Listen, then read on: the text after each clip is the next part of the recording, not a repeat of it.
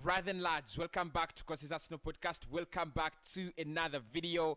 We are gonna be speaking a lot in terms of transfers, but also the fact that Pierre-Emerick Aubameyang could lose his captaincy midway through the season. There are so many people out there saying that that should be the course Arsenal should take. We should let Pierre-Emerick Aubameyang drop his captaincy. And of course, there are also very many voices out there saying Pierre-Emerick Aubameyang should be captain until the end of the season. If Mikel Arteta wants to strip him of his captaincy, it should be at the end of the season. So that is where I'm gonna ask you guys, what do you think? Do you think Pierre-Emerick Aubameyang should lose his captaincy midway the season, or do you think Arsenal should wait until the end of the season to give Aubameyang his proper punishment? Take away the captaincy, and who would you love to give the captaincy to? We will be discussing that. We'll be diving into that. Of course, Mikel Arteta's comments in the last game, and of course, as we dive into West Ham on Wednesday, a couple of things he did say. We will try to dive into that as well, and the fact that Dejan Kulusevski did agree personal terms with Arsenal. There is an agreement now with the player. We are just waiting for that 35 million euro bid to be accepted by Juve, and probably in January Arsenal will have Dejan Kulusevski, the ultimate replacement of Nicola Pepe, and of course the modern forward that Mikel Arteta has always been looking out for. Make sure you smash a like on the video, subscribe to the channel as well down below. Make sure you smash a like. Let's get them to 200 likes down below as well. Thanks everybody who did smash the like button yesterday, and of course all your comments that you asked yesterday in the opinion poll, I will be addressing them in a video this Sunday. So if you have any questions, make sure you drop them in the comments of these videos so that by Sunday we will be replying to them. We'll be getting back to them in the Sunday vibe. So make sure you are subscribed and make sure you're hitting the like button. Let's get the party started. Let's start off with Pierre-Emerick Aubameyang. There is a lot of talk. There is a lot of talk around Pierre-Emerick Aubameyang. Ever since the weekend, of course, we know what happened. He was dropped. For disciplinary action, for disciplinary reasons, for a disciplinary breach, according to Mikel Arteta. And David Ornstein came out and said that Arsenal did agree to give Pierre-Emerick Aubameyang an emergency travel to France to visit his mother. But when he returned late and confused, and he was confused about the corona examination, which required the club to leave the training ground to go to his home. The player did not commit and went out to draw a tattoo where the person who draws the tattoo is supposed to be in Barcelona. Of course, that was that was the peak talking point of the weekend. Pierre-Emerick Aubameyang. Of course, it's an embarrassment. It's a very, very big disgrace for a captain to be out drawing tattoos, to be out breaching COVID-19 regulations, to draw a tattoo. And of course, we know that was a very big game. I think Mikel Arteta should have been very disappointed because Aubameyang himself knew that that was a big game for Arsenal. We had gone 2 games without a win. We needed to bounce back. We needed to be, at our top form. We needed maximum concentration in that game. But what did he do? He went out to draw a tattoo, confused the COVID-19 rules, and look, that is what happened. Now, according to a couple of reports, what is coming out is Aubameyang could be stripped of his captaincy, and now, of course, that is the biggest talk at the moment. Should Aubameyang lose his captaincy? Should he actually retain it? A couple of people have really made very interesting comments, but one I will take is from Martin Keown, who has said that what Mikel Arteta needs to contemplate is how damaging it is, or it could be, to change the captaincy in the middle of the season.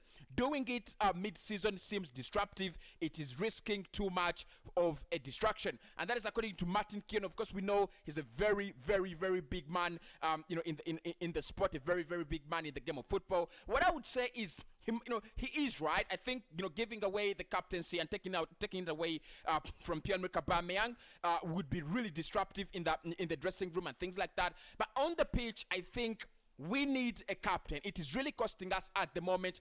Arsenal do need a captain. We need someone who cares. We need someone with the right attitude. We need someone who's leading by example. There's so many players out there, on that Arsenal pitch that you can give captaincy. I could give it to Ramsdale. I could give it to Ben White. I could give it to Gabriel. I could give it to Kian Tierney. There's so many players out there we can give our captaincy to. But I don't think Aubameyang deserves to be captain of this football club anymore. The attitude, the discipline, whatever he's doing at the moment, apart from performing very, very poorly on the pitch, the extracurricular activities are also failing. So for me, yes, it could be a distraction, but I think Pierre-Emerick Aubameyang knows himself that he's not up to the standard right now to be our captain, and we desperately need a captain. So let me down in the comments, who do you actually choose to be your next captain? My next captain would be Ben White. I'll give it to Ben White. Not really, he's not so much of a leader, and he's not been here for so long, but I see those leadership skills in him.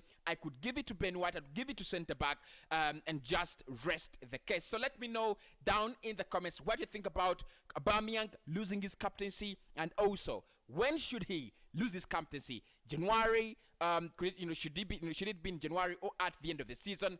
Let me know in the comments below. So let's dive into the transfer speculation at the moment. Number one, Arsenal seem to have, agreed a deal with Dejan Kulusevski and his camp. Now, according to the latest reports coming in from Italy, Nicolo Schira, one of the best journalists that I've really been following for the past 18 months, has been saying that Arsenal will now move on to the next step to actually, table a bid, 35 million euros for Juve. That is what's going to be tabled. But at the moment, there is an agreement with the player. Dejan Kulusevski has agreed, according to the latest reports, has agreed to join Arsenal. We just need to find that balance. We just need to find that agreement between us and Juve. We know that Juve want to sell. They already have accepted that it's going to be around 40 million euros for them to let the player, but they have accepted that they will let him go. In their massive exodus, according to Nicola Schira, still a couple of players are going to be leaving Juve. Dejan Kulusevski being one of them, Arthur Melo being the other, and of course the likes of Bentancur could also be leaving, and Adrian Rabiot. So Arsenal are really progressing, and the move is actually moving closer and closer to being finalized. Player agrees personal terms. I think with the price, it's not going to be something really difficult to do. We will get that price. We will get that money onto the table of Juve. Yeah, it has been already announced that they do want to bring in a big midfielder and a big striker. According to Allegri, he wants a big striker, and they're looking at Mauro Icardi at the moment. They also want a big midfielder. At the moment, they're looking at Denis Zakaria. I don't think he's going to be the player that really fits into the style of Allegri, but he wants him. They want him, and I really do not care if whoever goes to Juve. But they want to finance moves for two players, a striker and a midfielder. And I think what they're really trying to do is they're trying to let go of all the players that could actually be wasting a lot of time and wasting a lot of money in the squad. So Dejan Kulusevski, January. Of course, we did get information yesterday that it's going to be a January transfer. Arsenal will try to sign him in January. If Juve accept with the deal, if Juve actually can comply, it's going to be a January transfer. But if Juve fail to comply, then Arsenal will try to get him on loan in January and actually pay the 35 million euros plus bonuses, which is being anticipated to be the right price in the summer. So let me know, guys, in the comments section still, would you love Kulusevski? Many of you actually, to my surprise, do not know anything about Kulusevski up until now. And also, many of you feel Kulusevski is not the right player to replace Nicola Pepe. For me, Pepe has failed at Arsenal. I think he needs to move on. Right now, he has 3 offers. 3 clubs are looking at him. He has already received 3 offers from 3 clubs. I think it's the right time to move on. Himself as a player has come out and said, I think I'll be assessing my options in the January transfer window. I'll be looking at who is available, what chances are available in the January transfer window, and see if I leave Arsenal or I stay. I think the best option for Pepe is to leave, same as the likes of Edin Ketia, Lacazette. They should just leave. Arsenal needs a new brand of forward. So Kulusevski, what are your thoughts there, guys? A deal is moving closer and closer, inching closer and closer by the day.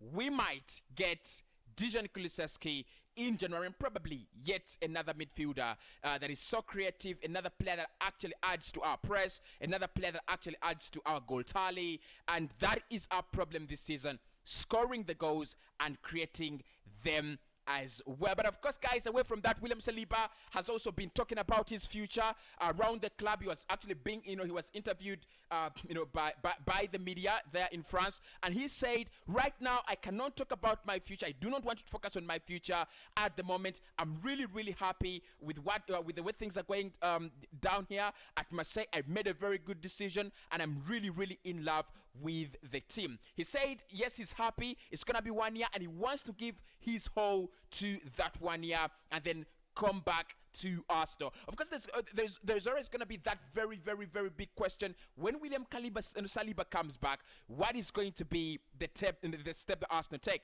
Are we actually going to give him the game time? Are we actually going to loan him out again? Are we going to sell him? Many, many questions from Mikel Arteta. It's a very, very dangerous time. Honestly, I've got to say, very dangerous time, very, very deadly time at the moment. Ben White and Gabriel have found the perfect partnership. Saliba has also found his best form as a player. He thinks he deserves to be playing for Arsenal, and I think he deserves to be playing for Arsenal. So where will that end? What is actually going to happen down the tally? I would really, really love to see how things actually roll in there. But of course, guys, let's switch over to Mikel Arteta's press conference, and of course some of the comments he did make after the game on Saturday when we beat Southampton 3-0. Of course, he really, really, really was pleased with the performances there with the lads. So he said, on the performance, he said, yes, in the first 15 minutes, we started the game a little bit nervy. We got some difficult balls away, and we could not dominate the game. After that, I think we picked up the rhythm of the game. We scored a really, really good goal, and after that, we went on starting to dominate the game better and better. After halftime, we encouraged the players to keep going and try to be a threat and attack them. I think we did that really well, and we created more chances to score more goals. So I think overall, and after a defeat, it's a very, very good performance like that, and the result like this. I think Mikel Arteta is actually absolutely spot on after that performance against Everton, after that performance against Manchester United. Really heartbreaking, really saddening, really, really disappointing. We needed something. We needed to get back. We needed to fight back. We needed a statement performance. We needed something to scare the opponents, and that was a very, very big scare to Southampton. They didn't expect that. They didn't expect us to press them so hard. They didn't expect us to be so, to be of so much quality. And I think Mikel is actually spot on. First 15 minutes, we were a little bit shaky, but we grew confidently in the game, and finally we got there. 3-0, the finest score. You cannot say anything is better than that. On Aubameyang missing the game, he said it was a disciplinary breach, and that's why he was out of the squad. On whether he remains to be our captain, he says let's talk about the game. I tried to explain what it was. I did it frankly. I'm not going to say anything further about Aubameyang being captain or not. I'm going to focus on the performance and the quality that was on the pitch today. On whether Aubameyang was available to play today, he said, I'm really happy that we won 3-0 and we move on to the next game. He actually said, I'm not going to say anything again about that. On whether he was worried it would have Aubameyang's discipline would have an effect on the squad. He said, I've said it in the press before, unfortunately it happened. On whether he expects more from the captain, he said, I expect more from the team. What I saw today, I'm really, really happy with that. On Odegaard's current form, he said, he should have scored a hat-trick against Everton. He's making it into the box much and much more, and now he understands why we encourage him to do that, because he is in a match, because he is a match winner.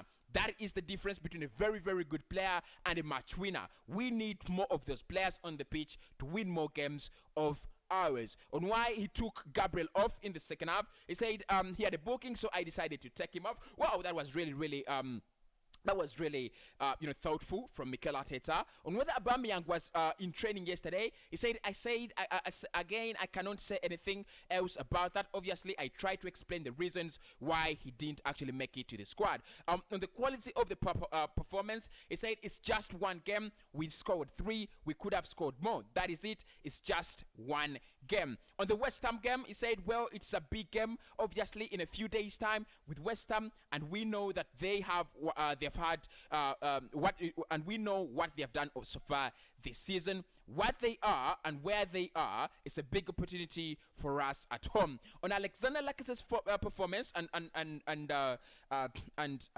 form, he said, I was really happy with him. He has done everything we asked him to do in the game. First of all, he has come in and his defensive actions were top, and then the way he linked in, the way he understood the spaces and the threat he was in the box. That's why he scored the goal, and he had opportunities to do that. He really affected the team, and I'm really, really pleased with him. On Lacazette's opener, he said we needed that. We needed that goal. As I said, we started a little bit nervy. We could not break the press, and we gave some dangerous balls away in key zones where normally against them you got to be punished. We got away with that situation, and then the team showed a different level. The confidence started to grow. We started to play better and better, and we managed to dominate the game in the end. On controlling the game in the second half, he said that is what we want to do more often and more consistently. That is what we want to do, and how we want to play. But to do that, you have to have the right possibilities you have to wait for the right possibilities to arrive in the final third with our setup. And the threat we had today, to have the right intentions, to be vertical in our attack, and to take risks and a better goal threat. On showing resilience, he said, yes, but it's about results, because we went to Manchester United and we played better than we did last year. But last year we won at Trafford, and this year we lost. We went to Everton and we did better than we did last year. Again, we had moments I wasn't happy with, but watching it back, we didn't deserve to lose the game, but we did lose, and we have to find our way back. When the opposition is better than us, we have to shake hands. But when we are better than them, we have to get much more from those games. On whether Aubameyang is available for West Ham, he said, I explained what happened today and the reason why he wasn't available, and that's why and that is all I'm going to say for now. So that is it, guys, from Mikel Arteta speaking about the game basically, and exactly how he took it. Personally, I think Aubameyang is the only letdown in that game. The rest was perfect party, perfect 3 points. So look, guys, we are focusing onto the West Ham game now. We're going to be looking at the preview today at 9 p.m. So make sure you do tune in then. So smash a like on the video, subscribe, and I'll speak to you in the next one.